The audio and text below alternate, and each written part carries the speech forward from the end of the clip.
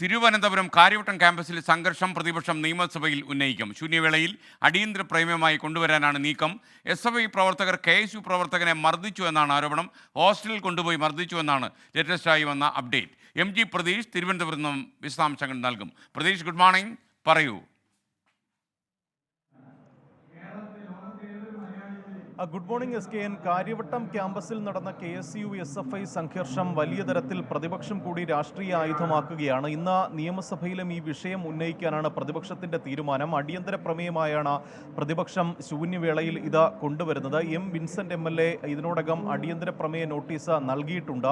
KSU പ്രവർത്തകരെ അകാരണമായി മുറിയിൽ പൂട്ടിയിട്ട് മർദ്ദിച്ചുവെന്നതാണ് പ്രതിപക്ഷം ആരോപിക്കുന്ന കാര്യം. മാത്രമല്ല, കാര്യവട്ടം ക്യാമ്പസിൽ ഇടിമുറി ഉണ്ടെന്നും അവിടെ വിദ്യാർത്ഥികളെ SFI ക്രൂരമായി മർദ്ദിക്കുന്നുവെന്നും പ്രതിപക്ഷം ഇന്ന് നിയമസഭയിൽ ആരോപിക്കും. മറ്റൊരു പ്രധാനപ്പെട്ട കാര്യം, വിൻസെന്റ് MLA ഒപ്പം ചാണ്ടി ഉമ്മൻ MLA ഇവർക്കെതിരെ നിലവിൽ ഈ പോലീസ് സ്റ്റേഷൻ ഉപരോധവുമായി ബന്ധപ്പെട്ട് ചില സംഘർഷമുണ്ടായതിൽ കേസെടുത്തിരുന്നു. ഇതുൾപ്പെടെ ചൂണ്ടിക്കാണിച്ചായിരിക്കും ഇന്ന് സർക്കാരിനെതിരെ പ്രതിപക്ഷം നിയമസഭയിൽ ഈ വിഷയം കൊണ്ടുവരുന്നത്. മുഖ്യമന്ത്രിയായിരിക്കും ഇക്കാര്യത്തിൽ നടപടി സ്വീകരിക്കുന്നത്. 2 MLA മാർക്കെതിരെയും കണ്ടാലറിയാവുന്ന 20 പേർക്കെതിരെയുമാണ് ഈ സംഭവവുമായി ബന്ധപ്പെട്ട കേസ് രജിസ്റ്റർ ചെയ്തിരിക്കുന്നത്.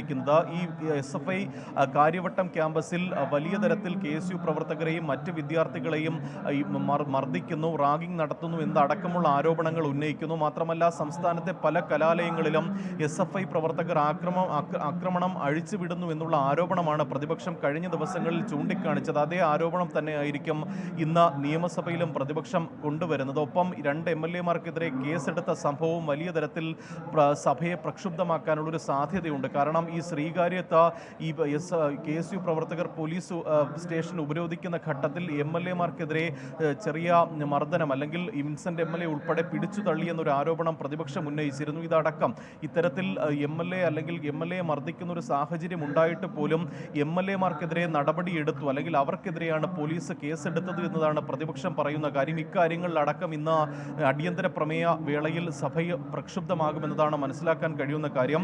നിലവിൽ ചോദ്യോത്തര വേളയാണ് നിയമസഭയിൽ പുരോഗമിക്കുന്നത്. ആദ്യഘട്ടത്തിൽ +1 സീറ്റ് പ്രവേശനവുമായി ബന്ധപ്പെട്ട ചോദ്യങ്ങൾക്ക് വിദ്യാഭ്യാസ മന്ത്രി V ശിവൻകുട്ടി മറുപടി പറഞ്ഞിരുന്നു.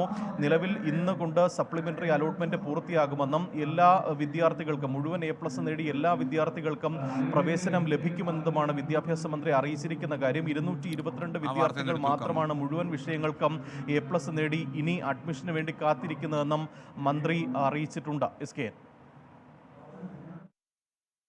Thank you MG Pratheesh.